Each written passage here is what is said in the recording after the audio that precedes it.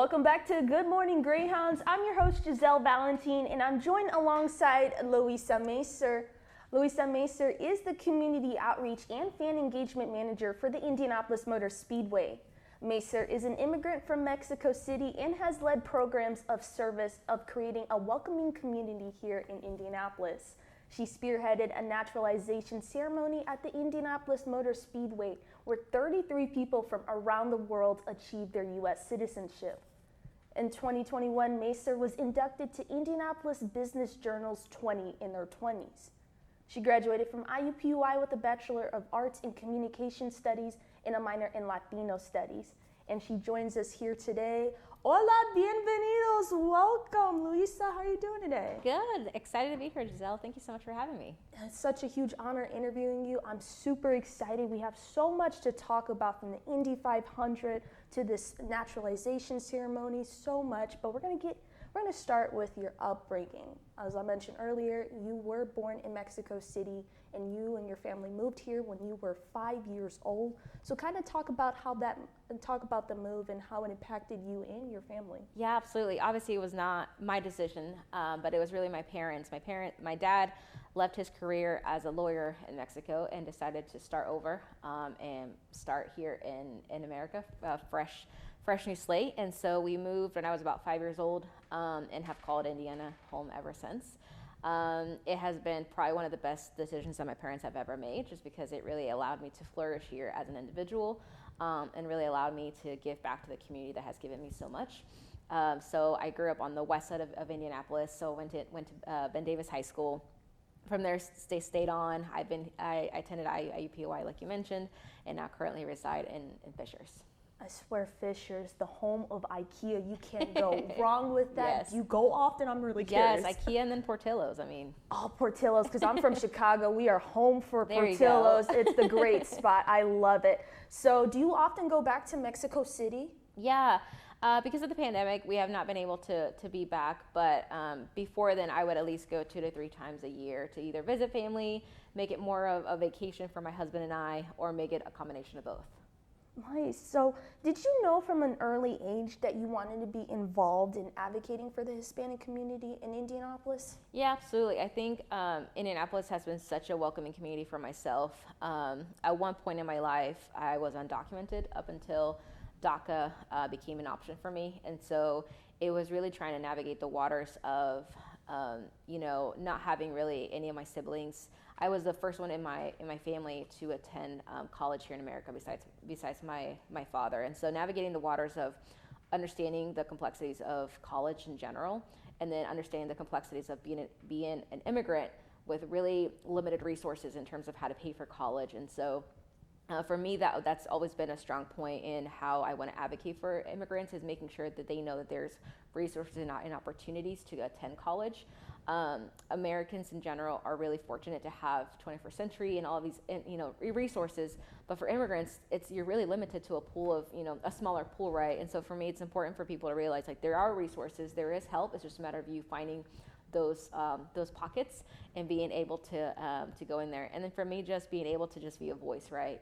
So whether it's me in the business setting advocating for how are we welcoming more diverse and inclusive audience, or it's maybe on a board that I serve, right? What are we doing to maybe reach out to new community groups, right? Or maybe partnering with other nonprofits, right? And bringing together those powerhouses to make sure we're representing all immigrants and making sure we're really trying to be inclusive as possible.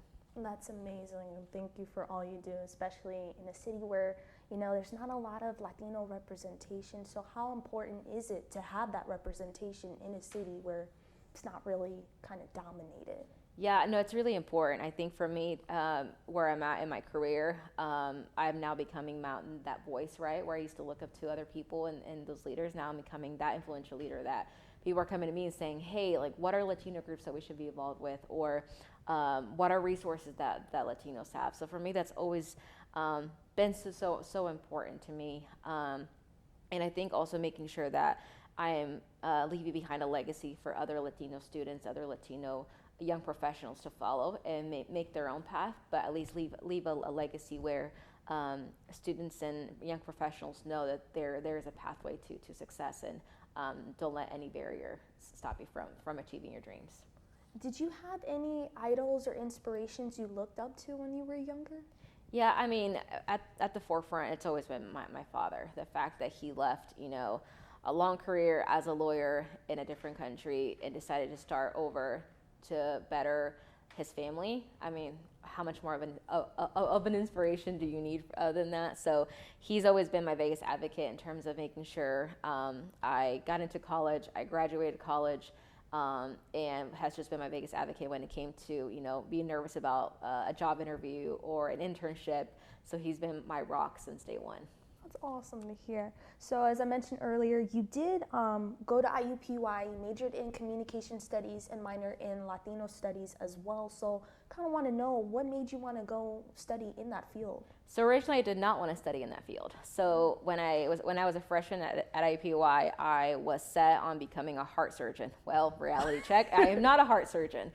But I think for me, it took understanding how complex just studying the medical field is and being really in the classroom setting that I realized that degree was not for me. It didn't allow me to really flourish and I'm such an extrovert, so being around people that not necessarily maybe extroverts was really hard for me. And so it took a couple of classes within the pre-med route that I was just like, I'm not happy, I'm not feeling that fire inside of me to do my homework and whatnot. So in talking to my advisor, she said, have you thought about communication studies or going the PR route or marketing? And I was like, what is that? Like, how can I even use that degree?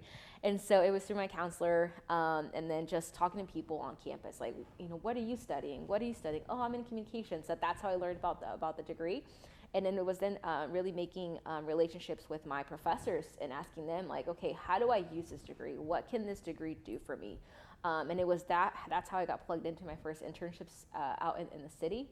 And really became passionate about the work that I was doing. And it was all through a matter of having conversations. And that's something I always stress to students is spark a conversation with someone. You don't know how that can lead you to your next opportunity or how that could be your big next shot at finding your passion.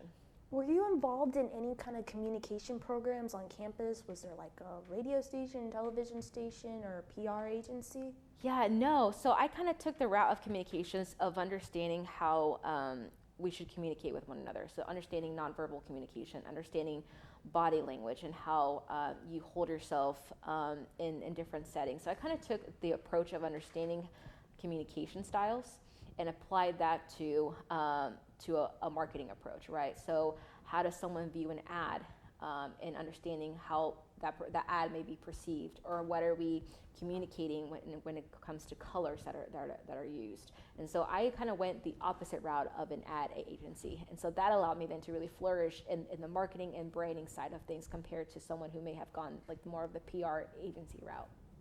Makes sense. So as you mentioned, while you were at UPY, you served as the lead Latinos Affairs intern for Mayor Greg Ballard.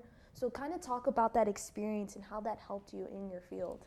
Yeah, so that was my first internship, was under the city administration. So it was a pretty overwhelming internship just because you were working hand in hand with the mayor, and I was under the Latino Affairs department. So it was understanding what the needs of the city were, how Latinos, what Latino resources were there, and trying to implement new programming. We had, at that point, the mayor had this soccer camp that happened.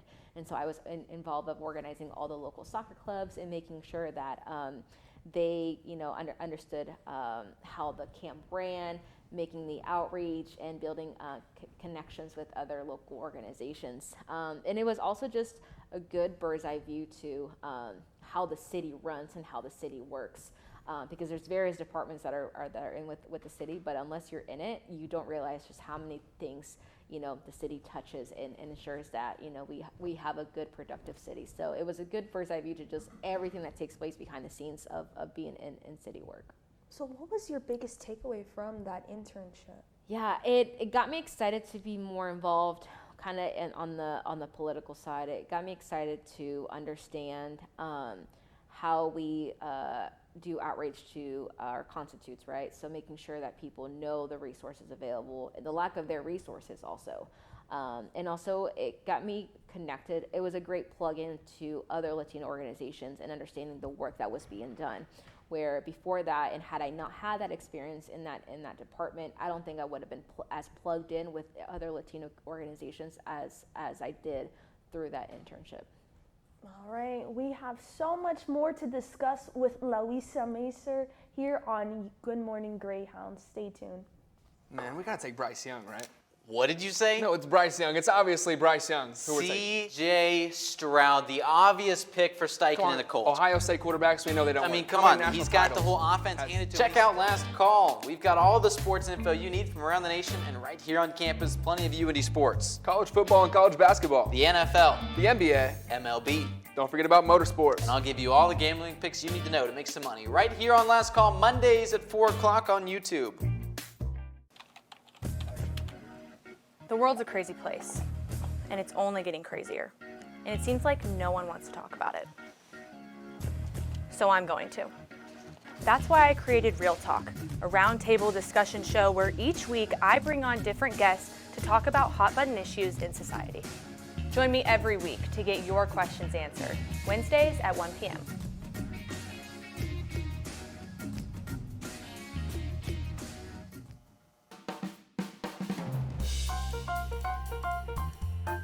Hey, it's Giselle here on 88.7 WICR. 88.7 The Diamond, the only jazz and classical station in Indianapolis, completely led by the students of the University of Indianapolis. Listen to us on iHeartRadio, TuneIn app, FM radio, HD radios, or even on our website at wicronline.org, a different kind of public radio. Welcome back to Good Morning Greyhounds. I'm Giselle Valentin, and I'm joined by Luisa Macer. So we were talking about your experience at IUPUI and your experience with Mayor Greg Ballard being an intern in his office. And I gotta say, Luisa, me and you are both twins. So we are both Latina, and we both actually interned with Indy 11. I was actually the communications intern this past summer, and you were the community relations and international markets intern. So this was kind of like your first big step into the sports realm. So what made you go from Mayor Greg Ballard's office to soccer? Yeah, it was a weird transition, right? You would not think going from city work to then the sports world, but that all happened because I was at an event with the mayor and folks from Indy 11 were there. They were getting ready to kick off their inaugural season. And at that point, they were looking for people to fill roles. And so I connected with, at that time, it was named Guijo, who was the director of community relations. Got to talk with him. He's like, hey, you'd be great fit for this role. And I was like, yeah, my internship's ending here soon. And so, boom, made a connection right then and there that led to that opportunity. And so I really was able to be a part of kind of their inaugural season and really finding that those connecting points with the community and try to build brand awareness for them. Oh, that's awesome. We both had great experiences at Indy 11. So graduated college in 2017. You served as a marketing specialist for Morales Group Incorporated and then event marketing manager for Indy Chamber. So how did those two positions help you gear you for your current position at IMS? Yeah, so the role with the staffing company, Morales Group, allowed me to understand more of the marketing side. So it was based around making sure we were filling those pipelines for job opportunities that we had. And so it was a lot of the kind of looking at the creative approach, understanding events. And so I was really focused on the event side of things, which led me to understand, like, okay, I actually want to be more involved with events. I kind of miss that creativity side of things. And so when the chamber position opened up as their events marketing lead, it really allowed me to bring my two worlds of marketing using what I knew, but then also allowed me to pursue a new side of things, right? And be in the lead of generating events and how are we getting folks to attend events, register, get them excited, get them hyped up to, especially our members, to attend. I really thought I was going to stay in that role for a while because I was really loving it. The chamber really plugs you in with a whole lot of resources, with all their memberships that they have with other business leaders, and so I was really flourishing. COVID happened, and we completely switched gears in terms of what we were focused on. Right, we instead of focusing so much on resources, we're focused on resources to help our businesses sustain in the city, right, and making sure they were going to get through the pandemic. But it was during that time that my former boss at Indy 11 called and randomly was like, hey, you know, we have this opportunity coming up. Would you be interested? And I was like, I would be crazy not to at least talk about it, right? And so one thing led to another, and just the sheer fact of knowing that I would be working with the leaders that I do, like Allison Millington, Doug Bulls, Jimmy McMillan, I was like, I would be very dumb to not say yes to this opportunity. And so, best decision ever made. I love what I do, and I love being able to, you know, represent Latinos at the Speedway, but also just try and make an impact through, you know, our 114th year history that we have. So you currently serve as the Community Outreach and Fan Engagement Manager for the Indianapolis Motor Speedway. For those who may not know, kind of describe your role and kind of your day-to-day duties. Yeah, what I love about my role is that no day is the same. Here I am talking to you, so I have no day that's the same. So that's something I always tell my interns is be prepared for just about anything. But my role really involves around creating brand awareness out in the community. So whether that is through promotions, having themed nights. So as you start to look at our calendar, you'll see that we'll be at the Indians game, and there'll be an Indy 500 theme night. So working and setting those relationships, so those partnerships up, and ensuring that what we do from the marketing side get back to our fans. My role also involves with working in the DEI space. So I work closely with our Chief Diversity Officer in finding ways to have our brand and our venue become more inclusive. So we set a goal last year of inviting 10,000 new fans, and we're doing it again this year. So that means 10,000 new fans that have never experienced either being at the track, have never experienced the month of May, have no idea what IndyCar means. And so reaching out to those folks and trying to just create that awareness for them and making sure that they feel welcome, inviting them to our space, whether it's through the means of tickets, through the means of maybe doing a tour during the off season, or a mix of both. And so when I'm not doing that, I'm also looking at our charitable contributions and just seeing where our dollars are going back into the community, right? So finding opportunities for us to sponsor and making sure that those opportunities are also as diverse as the work that we're doing within the track. So kind of the same thing with Indy 11, you made the switch to go back into the sports route. What made you want to go back into sports? I mean, just the fact of knowing, you know, that IMS is viewed from an international scope, right? It's not just Indianapolis, it's not just Indiana, but it's a venue that represents the whole world. And that opportunity of it itself was what excited me the most, is to be a part of this 114-year history, right? And trying to change history at the same time. Because after the pandemic, that's when the Race for Equality and Change initiative launched, and that was really geared towards making sure we were building truly equitable and diverse spaces, and that came from, you know, making sure we were hiring a diverse workforce, ensuring that our drivers, you know, making sure we're building the pipeline of the next generation of drivers to come, ensuring that we were diversifying our fan base. But all that's not going to happen overnight. So that challenge was what thrilled me, and the opportunity to just make this role what I wanted it to be. It wasn't a, here's your set of responsibilities and you have to go line by line, but it's more of, here's the opportunity, do what you want with it. And the fact that just I've been backed and supported by my leaders is what really truly gets me excited about going to work every day. That's awesome to hear. And the Indy 500 means so much to so many people, and we've actually talked to a few students on campus whose lives have been touched and changed by it. So let's take a look. Ever since I can remember, like ever since I was little, my dad and my grandpa were always big racing fans, and that rubbed off on me, and I became a racing fan. And then I was always a big NASCAR fan at first, and then my dad kind of was siding me over to IndyCar a little bit, and that's where I kind of started falling in love. Like, I remember my first IndyCar race itself was Chicagoland 2010, and then he finally got me in to do the Indianapolis 500. And I'll never forget my first Indianapolis 500, seeing J.R. Hildebrand hit the wall and losing the Indy 500 and having Dan Weldon get right past him in 2011. And that was like a key moment for me. I was like, okay, this is really fun. Now I've been fortunate enough with WICR and my local radio station back out in Crawfordsville to have some media chances out over there to do some pit reporting. Well, I guess you can say pit reporting. I guess just kind of track reports for stuff like that, and I think it's really going to help boost my career and to where I want to go. I'm Landon Coons. I'm here at Schweitzer Student Center asking other students around, see what their past Indy 500 experiences have been, if they've been good or bad, and just see how much the Indy 500 means to them. For the Indy 500, do you have any past experiences? Do you have any traditions going into the Indy 500? I remember as a kid, my dad would take me and my sister there. We, walked around the place. We walked on the racetrack. I didn't kiss the road, though. I thought it was kind of gross. But, no, he did that when we were younger, and I really liked the experience. It was really cool for me. Yeah. The Indy 500 has always been a big deal for me because I feel like it's just such a big event, and it just really culminates what racing is and what it means to Indiana, Indianapolis, this whole area in general.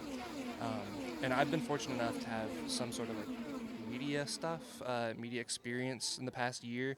And I feel like that's been really interesting for me to kind of get to see the other different sides other than just the fan perspective. I've gotten to interact with a lot of drivers, team members, team owners, and it's just been really enlightening as an experience, kind of get to see how the inner workings of all these team dynamics really works in the month of May, because it's such an important thing to Indiana, and I just really have loved to get to see how everything really works. The Indy 500, to me, it's a big event, obviously, for the state of Indiana and my family. My dad changed his tires for one of the Andretti cars, and he's the crew chief for one of them, so it's really nice having some skin in the game and, the biggest spectacle in all sports, so it's pretty important to me and my family. So how many Indy 500s have you been to? I don't remember the ones when I was little, but I want to say 4 or 5. Now we go every year, so I've gone the last 2-3 years, and yeah. Do you have any traditions when you go to these races? Cheer for my dad's car, cheer for my dad's team, and hope for a good race, I guess. So Blanca, last year, you had a pretty cool opportunity. Could you tell us a little bit about that for last year's Indy 500 and what the Indy 500 means to you, and just what you got to do throughout the month? Yeah, so last year I was chosen to represent the University of Indianapolis as an Indy 500 Festival Princess, and from March all the way till May, the big race day, we were going out, me and 32 other girls, we were out just telling people about the Indy 500, and from young children at schools to people in their home care, and it was just an amazing, amazing time. We got to really bring the spirit of Indy 500 to them because as an Indiana native, it's an important part of us, our culture, and our story. And on race day, all of us princesses were on the actual race area where all the race car drivers were, and it was wonderful. We got to take a picture with the winner, which we didn't know Marcus was going to win, but we kind of just made a huge a quick picture with him, and then we were like, oh, he won. But it was just a wonderful experience. My friend Melissa, she became the Indy 500 queen, festival queen, and she got to kiss him on the cam, and it was just wonderful. It was a great experience. So I recommend any girl that is attending college to really apply for it because it's a wonderful experience. Such an amazing video, Luisa. So just by looking at that, how does it feel to see how much the Indianapolis Motor Speedway impacted so many people? Yeah, well, I just love the fact that it's a bunch of young professionals to come, right? And hopefully it's future talent that we have working and spreading that message about awareness and just how cool it is to be a part of the month of May activities. How has Indy 500 impacted you? What does it mean to you? Yeah, so funny enough, the Indy 500 was the first sporting event we attended as a family when we first arrived in America. Oh, wow. And so this has just come full circle of now being in the hot seat, right? And being the one to kind of open the doors for other families, other immigrants to be able to come and cheer for their favorite driver and just build memories. And I think that is why I'm doing this work, is to make sure we are creating those gateways for other families to build memories and to make this now their tradition every Memorial Day weekend for everyone. I mean, you're talking about creating memories. You created such an important event in IMS history. As I mentioned earlier, for the first time ever in IMS history, a naturalization ceremony was hosted as 33 people became U.S. citizens, where 19 countries were represented. How important was it to have that event? Yeah, so this is a personal mission of mine. So I was the last person in my family to become a U.S. citizen, and I became a U.S. citizen back in 2021. But because of the pandemic, I was not able to have the full, bells and whistles ceremony that typically candidates have. And so I made it a personal mission to see how we could bring a naturalization ceremony to IMS. And I did not get any hesitations from anyone. It was like, yep, let's do it, but it's on you to figure out the logistics with it. So I reached out to Homeland Security, Immigration Services, and kind of rallied around those folks and just said, okay, we would love to host this. How would it work? 33, obviously, is a significant number for us because it's the amount of drivers that compete in the Indy 500. So it was no brainer to have 33 people be selected to be a part of the ceremony. And it was a really special day. It was a special day in many reasons, obviously because we got to welcome 33 new citizens into our country, but also it allowed a lot of even our internal staff to understand the process. And so even after that, I got a lot of questions of what is the process involved? How does one become a U.S. citizen? And so it allowed for a good learning opportunity for everyone to just know what these immigrants had endured, the waiting process, right? And the amount of time it takes to get to that specific day. And the fact that, at that point in the 114th year history that we had, it never been done. And for me to be able to achieve the first was special. That is absolutely beautiful, and kudos to you. It's such a great event. And it's so crazy to believe we are only 2 months away from the greatest spectacle of racing. Can you kind of give us a little sneak peek on what fans can expect this year? Yeah, so we're 65 days away from the Indy 500. Not that I'm counting, but every day matters. Of course, we have concerts, we have races, we have lots of things to do. It's family friendly. So, if you've never experienced the Indy 500, I always recommend folks attending our GMR Grand Prix. It's a good kind of teaser to what you can expect out at the track. Quals weekend, you see the fastest speeds. So if you're going for all the speeds, great time. If you're into concerts, we have 3 concerts leading up to the Indy 500. We have the Carb Day concert, Legends Day, and Snake Pit. So there's something for everyone. You just have to bring your coolers, pack your lunches, and get out to the track during the month of May. Okay, word on the street is you have been called the fashionista of the 500. I know I mentioned we're only 2 months away, but can you give us a little sneak peek of what you're going to wear? Because, look at this outfit already. Black and white. That is my colors from now until May. But every Friday during the month of May, we have this tradition of calling it 500 Fashion Fridays. So it is the day that we love for everyone to be involved, students to business leaders to even our staff, is to wear something either that's black and white or that's checkered. And so my eyes are always looking for anything checkered, where it could be as simple as a headband or your accessories, or even just your shirt or your shoes. There's a lot of folks that we see around the track.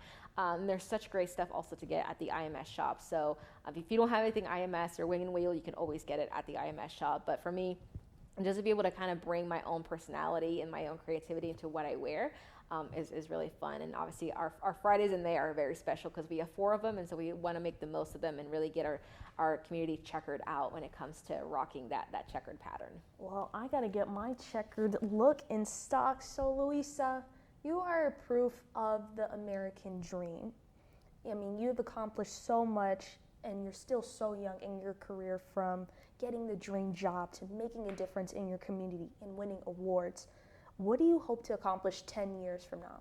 Yeah, I hope to leave a path for other students to have this opportunity.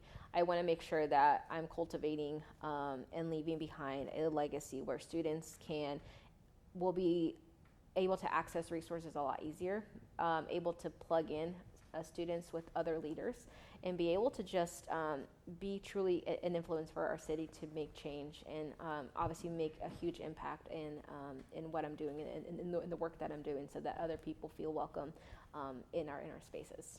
Awesome. And last question for anybody who's interested in working at the Indianapolis Motor Speedway, are there so many job opportunities or internship opportunities people can be aware about? Yeah, so we're hiring right now. So if you're looking still for a job, a summer position, we literally hire students for the month of May. So go to our careers page on ims.com.